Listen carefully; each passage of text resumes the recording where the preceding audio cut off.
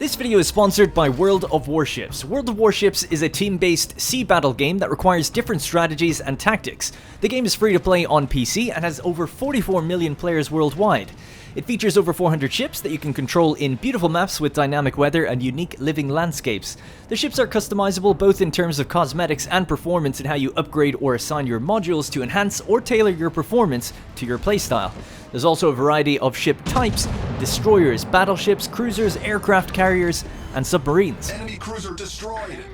In the video today, I'm going to be discussing some of the mechanics at your disposal across a variety of maps and modes, and showcasing some of my best wins and biggest fails.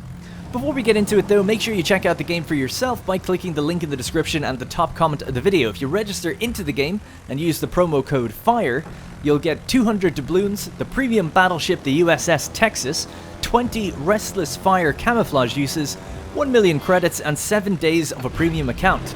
Alright, so to start, I thought it'd be cool to actually use the USS Texas battleship. I've actually upgraded mine with 3 modules, a magazine modification that reduces the risk of detonation by 70%, I followed that up with an engine room protection, further reducing risk of incapacitation by 20%, and then a main battery modification boosting the battery traverse speed by 15%.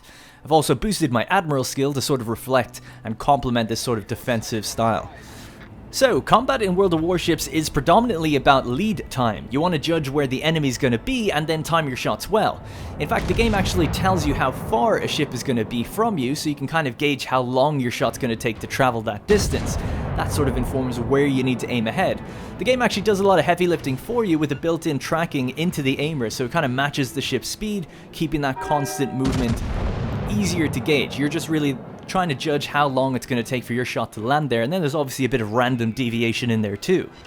The shot type you're using is obviously quite important. Then you have that teamwork for working towards the objective. No point going off trying to 1v1 ships if they're capturing a zone and you're just bleeding tickets.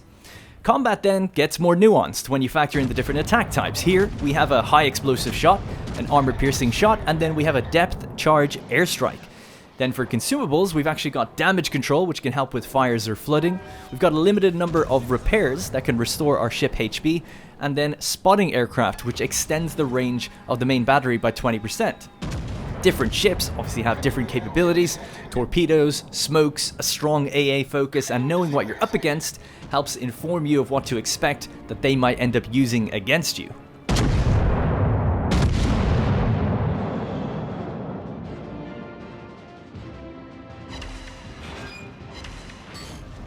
Then there's also, of course, positioning. While managing everything I've just mentioned, you also need map awareness in case you come up against some cliffs and find yourself bogged down like this guy here.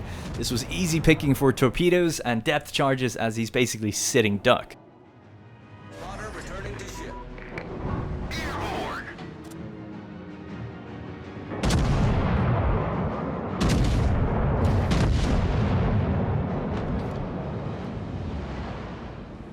The ship I kept going back to, however, was the Tachibana. Apologies if I pronounced that one wrong. It's a small and nimble Japanese destroyer with great concealment and powerful torpedoes. A brilliant hit-and-run type ship where you really feel the speed compared to the battleships, of course. Here, I was getting right up in the face of my enemy, but because I slowed down, I started taking a pounding, my engines caught fire, and a torpedo strike very nearly had me, but luckily an ally jumped in front of the oncoming torpedoes and just sort of took the brunt of the damage. Now, I don't know if they did that on purpose, but I appreciate it nonetheless. Torpedoes to port. Problem solved, sir. As dramatic as switching between a heavy, lumbering battleship is to a nimble destroyer, the biggest shakeup in the gameplay you can try is the aircraft carrier. And this is probably my favorite playstyle, despite a much steeper learning curve at first. When playing as an aircraft carrier, you have 3 different types of squadrons: attack planes with unguided rockets, good for fast-moving ships. Then you also have torpedo planes, which are fairly self-explanatory, and bombers, meant to kind of, hit those slow-moving heavy ships from above. From the aircraft carrier, you deploy 1 squadron at a time, and then take manual control of that squadron. While flying around, you can then swap to the tactical map just to make sure you can issue orders back to your carrier in case you need them to move somewhere else, and the autopilot will then just sort of follow and execute those orders. Carriers are then extremely vulnerable, because once you're detected on the map, ships are going to be racing right towards you to get engaged with them and launch torpedoes right towards you. And because they're so big, so slow moving, and players are generally going to have their attention divided by being busy up in the air, it's difficult to keep an eye on something like torpedoes, so you kind of have to rely on your team to protect you and just make sure you always stay away from the conflict zones. I positioned my carrier here between two islands to kind of keep it out of sight, but I wasn't really paying that much attention when I realized that the ship had found me out and started just blasting me. I frantically got wedged between the islands when I was trying to get away, kind of Austin Powers style, and ultimately just kind of had to watch from the air as the carrier was then destroyed.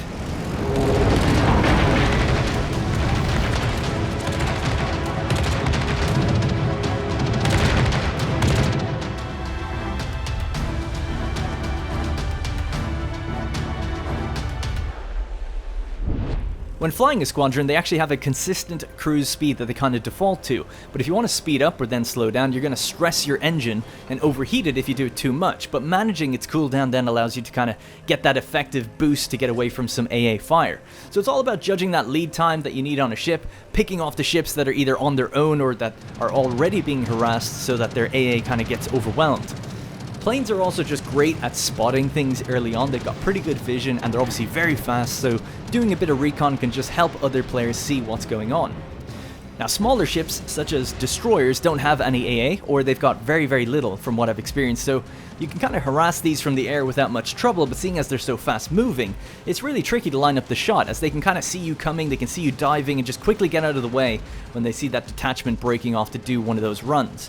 Now, depending on what you're using as well, if you come into a bit of a sharp angle, or if you fire too quickly, your accuracy will then vary wildly.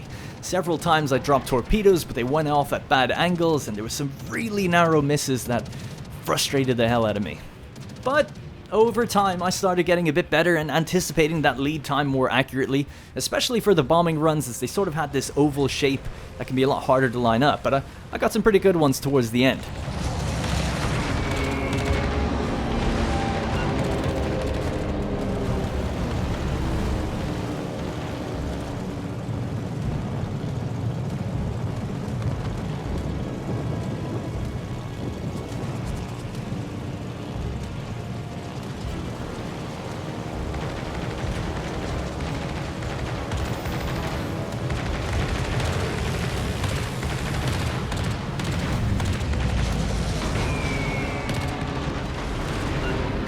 Whenever I play multiplayer games, I always try to play a support role. It's usually just the most fun for me. I like to try and help my team. What can I say?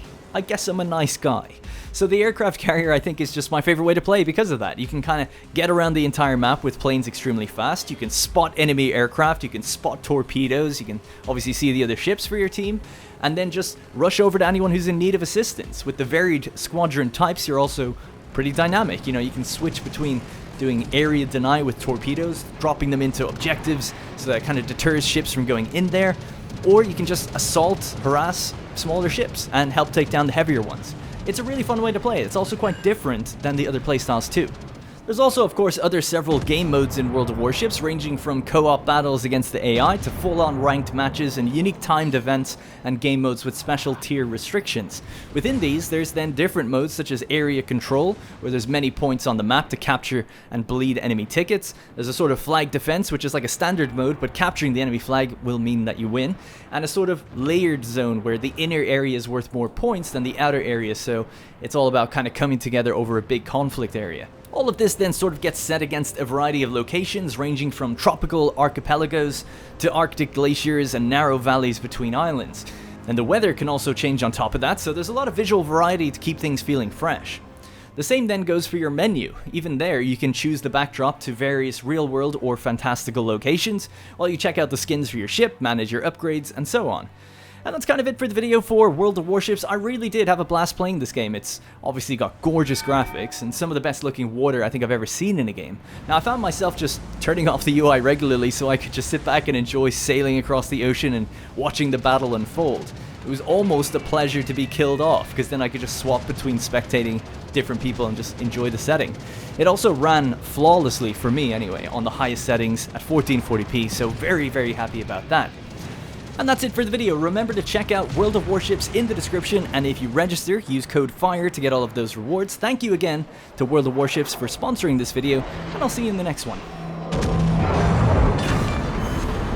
Enemy battleship destroyed.